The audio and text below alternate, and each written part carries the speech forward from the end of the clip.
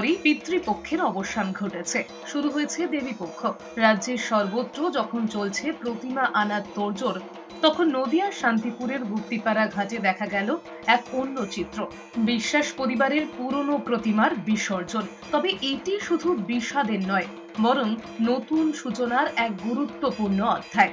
শান্তিপুর পৌরসভার ২১ নম্বর ওয়ার্ডে আলুর মাঠ সংলগ্ন প্রীতনগর পাড়ায় অবস্থিত বিশ্বাস বাড়িতে প্রায় ৫০ বছর ধরে হয়ে আসছে দুর্গা, কালী ও লক্ষ্মী নারায়ণ পুজো। এই পুজোর সূচনা বাংলাদেশের যশোর জেলার নড়াইল থেকে।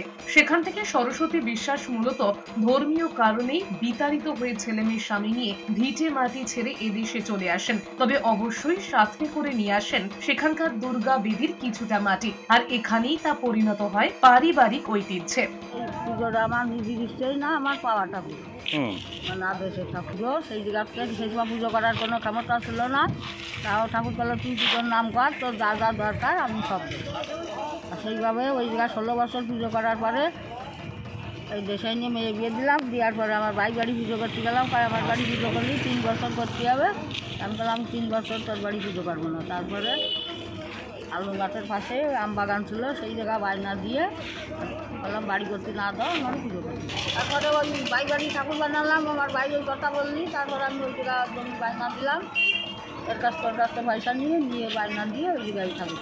বিশ্বাস পরিবারের পুজোর বিশেষত্ব হলো একই সঙ্গে দুর্গা, কালী ও লক্ষ্মী নারায়ণ ঠাকুরের আরাধনা। পুরনো ঠাকুর বিসর্জন দিয়ে ষষ্ঠীতে আনা হয় নতুন প্রতিমা। তবে লক্ষ্মী নারায়ণ ঠাকুরের বিসর্জন হয় না জলে, তাই বিসর্জন ঘাটের পাশে এক বটগাছের তলায় রাখা হয়েছে তাকে। বাকি দুর্গা এবং কালী প্রতিমা বিসর্জন দেওয়া হলো পুরসভার গুপ্তিপাড়া বিসর্জন ঘাটে। কালী ঠাকুর, দুর্গা ঠাকুর আর লক্ষ্মীনারায়ণ ঠাকুর বিসর্জন হবে না, এখানে গাছের গোড়ায় রাখা হবে। এটা নিয়ম, এটাই। লক্ষ্মীনারায়ণ কখনো জলে দেয়নি।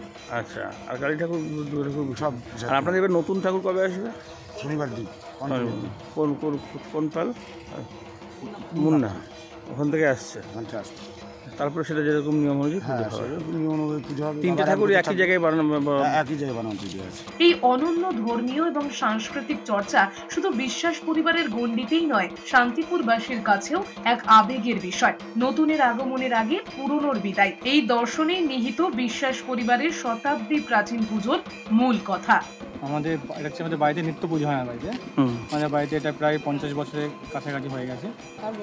তা আমাদের বাড়িতে এটা পুজো হয়। দুর্গা পুজোটা, লক্ষ্মীনারায়ণ পুজো, কালী পুজো একসাথে হয়। দিয়ে মহালয়ার পরে আর আমাদের পঞ্চমীর মধ্যে আমরা একটা নির্দিষ্ট দিন ধরে আমাদের প্রতিমাটা বিসর্জন করা হয়। এবং যেটা হচ্ছে পঞ্চমীতে আমাদের বাড়িতে নতুন ঠাকুর আনা হয়, যেখানে কালী ঠাকুর, লক্ষ্মীনারায়ণ ঠাকুর, দুর্গা সবাই একসাথেই আনা হয়। দিয়ে আমাদের ষষ্ঠীর দিনে হচ্ছে ষষ্ঠী পুজো হয়, তার সঙ্গে লক্ষ্মীনারায়ণ পুজোটা হয় সন্ধ্যাতে। আর সপ্তমী থেকে যেমন দুর্গা পুজো হয়, সেটা দুর্গা পুজোটা হয়। অষ্টমীতে আমাদের কালী পুজোটা অষ্টমীতে একসাথে করা হয়। এবং তারপরে সারা বছর আমাদের ঠাকুর বাড়িতেই থাকে এবং নিত্য পুজো। নদিয়া থেকে পলাশের রিপোর্ট, এস নিউজ।